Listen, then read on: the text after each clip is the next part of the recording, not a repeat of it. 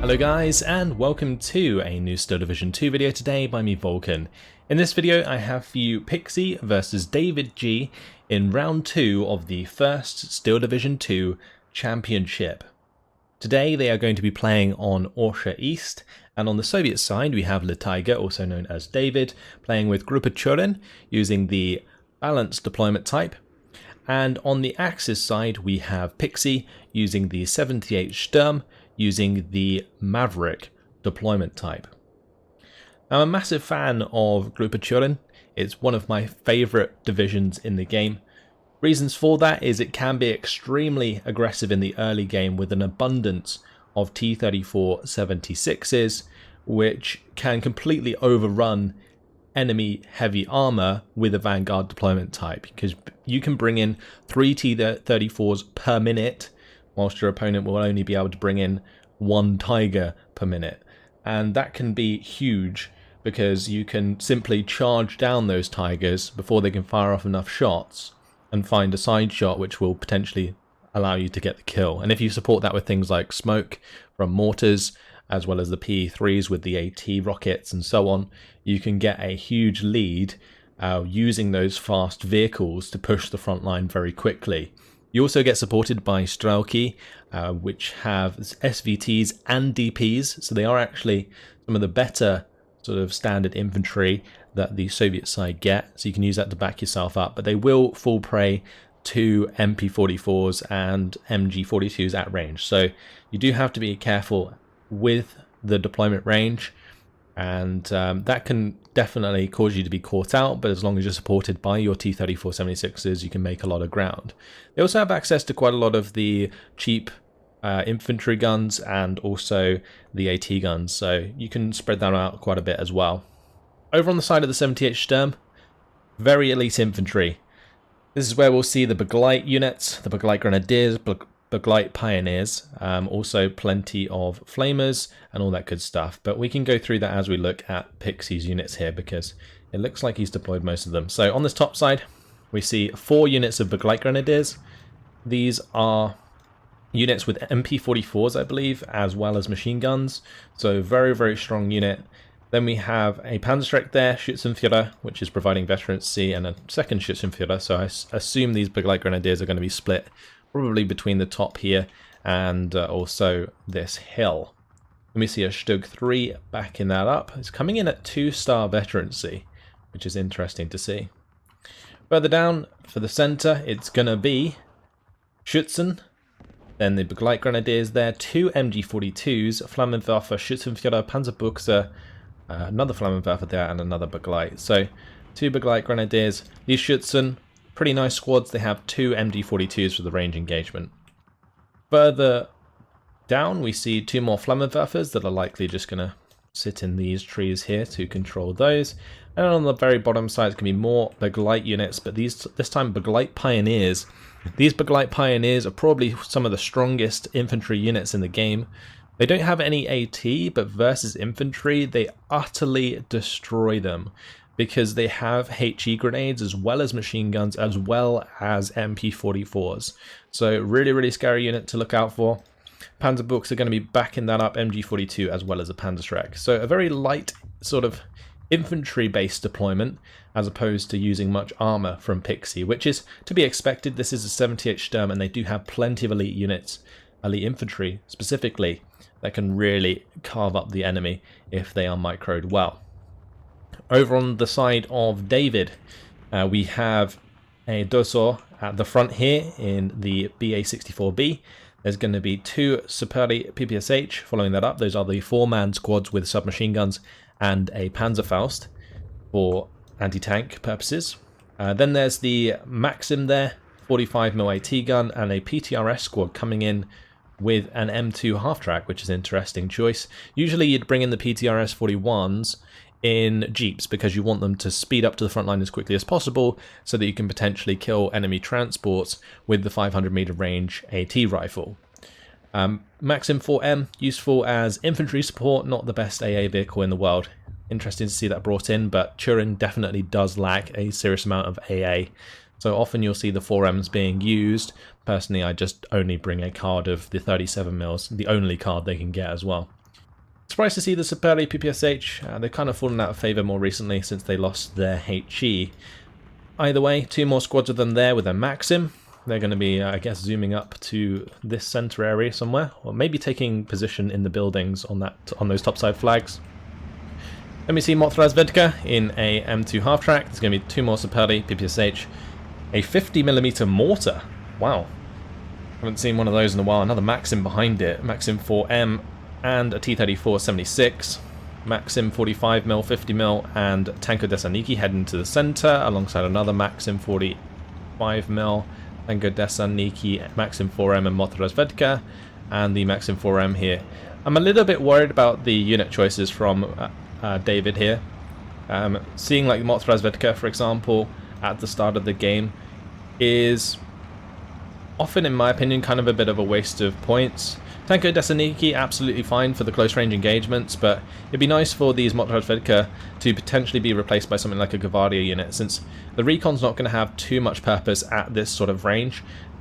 Recon is especially good for detecting infantry through light cover and support weapons through light cover, and it's also good for like basically spotting stuff at range. Now this Maxim's unload right next to these Flammenwerfers. I assume that's going to go down very quickly, and it does indeed. Pixie's already gained a lot of ground here due to the transports of the Flammenwerfer getting those units to the front line very quickly indeed. So already we see a 15-9 lead from Pixie as he's managed to secure the points on the far side of the centre. Tanko Desaniki at close range can do a lot of damage to these Flammenwerfers if they get the Molotov in the right place, but it's going to be hard for Tanko Desaniki to defeat 2 Flammenwerfers on their own, so these ones are going to have to get up close and personal ASAP. Maxim 4M going to come in and try and help out. Great infantry support like I mentioned, but Pixie going to come in with a smoke grenade there from the Flammenwerfer to save that unit. Oh, Flammenwerfer here going to go for the engagement with the Maxim 4M. Can definitely kill a Maxim 4M quite easily. The T-34-76 Komrotti currently just charging those units down. He definitely can do so. It has no risk of being killed. The Maxim 4M does, but the T-34-76 should be absolutely fine to take that engagement. It has 2 machine guns plus the HE will kill those very, very quickly indeed. These Tanko Desaniki with the second Molotov plus the help from the Maxim 4M do manage to clean up both of the Flammenwerfers as 2 Schützen units come in from Pixie to support this centre. Flammenwerfer going down here will relinquish 2 points to the side of David. So far he's been taking the initiative for sure, going to be using the Zapari at close range as well to kill off that Flammenwerfer. Second point goes in favour of David down here, and now it's back to 13-11. Pixie has managed to get the better of the top side so far. The Begleits here, I guess, push through the Tankos and the Mothra nice and quickly. So yeah, one of the Tankos is further down, interesting. But these Tankos are going to be engaged by the 8 MP44s and the MG42 of the Tanko Descent, or of the Begleit Grenadiers, and the Tankos, although they can get that Molotov down, will take a lot of damage. Pixie doesn't want to continue the engagement, going to use the Stug 3 to engage with the machine guns and the HE, which is fair enough. Further down on the bottom side, Maxim 4M goes down to the Begleit Pioneer very quickly indeed. These Begleits can't do anything, however, against the BA-64B unless they get close enough to throw grenades in the hatch or use their HE grenades. Their sort of big HE grenades, that is. Looks like David's going to rely on Yak 9Ts. These are the 37mm fighters. They have 37mm in the nose that can do quite a lot of damage and suppress units on the ground, but I wouldn't really bring them in favour of something like infantry. And currently all the infantry in the centre is dead. The Schützen from Pixie has a lot of health left, and we're going to see the Maxim 4M go down there as well. That might end up causing Pixie to capture this other centre point. And the Begleit Pioneers, well, on this bottom side, they are getting the better of the Maxims very quickly. Maxims are a unit that underperforms quite frequently, and so I'm very surprised to see them coming in. Sapari at close range, even though they have 4 submachine guns, will be defeated by the MP44s of the Begleit Pioneers and the HE grenades. The HE grenade, though, went down onto the Maxim, but you can just see how quickly they tear through these squads. They come in at a base veterancy of 2 star, and it just does so much damage. So now we see 16-8 as the Beglite Grenadiers moving up over the top side here have put their influence over this flag as these Tanko Thessaloniki try and move to contest the top side. 45 mils trying to engage a Stug 3, does find the crew kill. Nice crit there from the APCR shot. Flak 43, only one of them needed to shoot down a Yak 9T here as it comes in to strafe the Stug 3. This could be last legs for this Yak 9T if it stays in the air. Like David's gonna notice that happening, although this one is also taking a lot of damage from the Flak 43. Can't allow those fighters to continue over that airspace, and this is why you wouldn't bring in Yaks to strafe in the early game, is because they can be shut down just by a singular AA piece, and this Flak 43 covering pretty much the entire center of the map. Stug 3 is currently trying to pick off the T-34-76, and over time will gain accuracy as it continues to fire. The T-34-76 won't gain accuracy since it's on the move, so technically the Stug here does have a serious advantage. It did just lose line of sight briefly though, which will have reset the accuracy bonus.